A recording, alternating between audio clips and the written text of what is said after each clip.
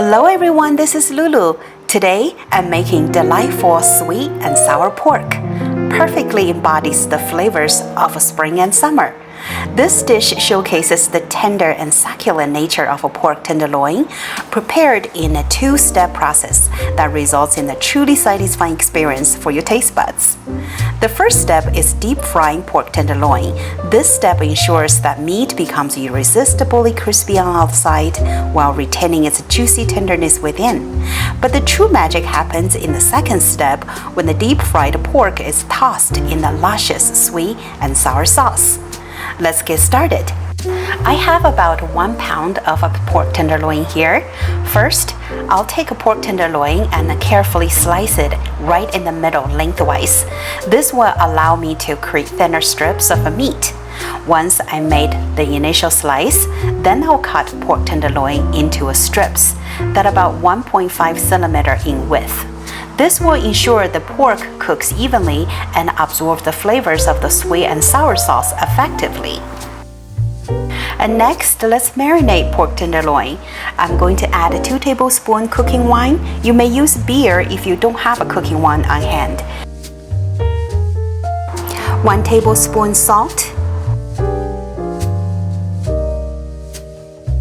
1 tablespoon ground black pepper and 1 tablespoon ground white pepper.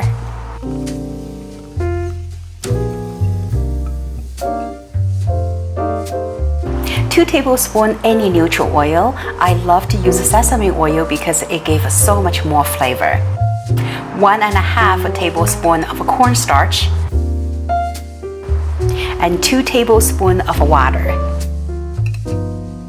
Well, combine and mix tenderloin strips with all spices together and massage the spices into the meat, allowing the flavor to penetrate. Once the tenderloin strips are well coated and thoroughly massaged, then give 2 tablespoons of olive oil to seal the meat. Mix oil and the meat well together, then sit on the side, marinate for 30 minutes before deep frying.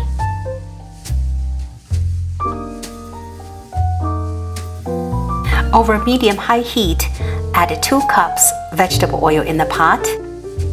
Heat oil until over 350 Fahrenheit. Then place the pork strips one by one and fry until slightly browned. Make sure to stir around a little bit in between adding the pork strips in to prevent meat stick together. When tenderloin strips slightly browned like this, then take them out of the pot. We're going to do second fry once we bring up the temperature of the oil again. Once all the meat out of the oil, heat oil until almost smoky, over 320 Fahrenheit. Add all the tenderloin strips in, continuing fry about 1 minute, then transfer out from the pot. Stir around during the deep fry. Make sure every strip of a tenderloin deep fried evenly. Once the meat becomes a golden color, something like this, then it's time to take them out of the pot. The first step is done. Now we have a perfectly double fried tenderloin strips. Now we're going to move on to the second step, to preparing sweet and sour sauce. In the bowl, add in 2 tablespoons of soy sauce, 1 tablespoon rice vinegar or white vinegar, ½ tablespoon of salt, 1 tablespoon of granulated sugar. You may add 2 if you like sweeter, and 1 tablespoon of cornstarch, 1 tablespoon ketchup. You may add 2 tablespoons if you like a little more tangier. Give a good mix first, then we'll add 1 tablespoon of water and then mix well. Now we have our magic sweet and sour sauce. This sauce is a harmonious blend of contrasting flavors, offering a perfect balance between sweetness and tanginess. Add a few drops of vegetable oil in the pan, then pour sauce into the pan. Over medium heat, cook the sauce until slightly bubbling. When sweet and sour sauce starting bubbling, place the fried pork strips in, then coat well. Tossing the meat around back and forth, make sure every strip of tenderloin meat well coated with the sweet and sour sauce. This process takes about a minute to 2 minutes. When the tenderloin strips are gently tossed around in the irresistible sweet and sour sauce, here's where the magic truly happens. Gradually, you will notice the meat transitioning into a stunning hue. The delightful change in color.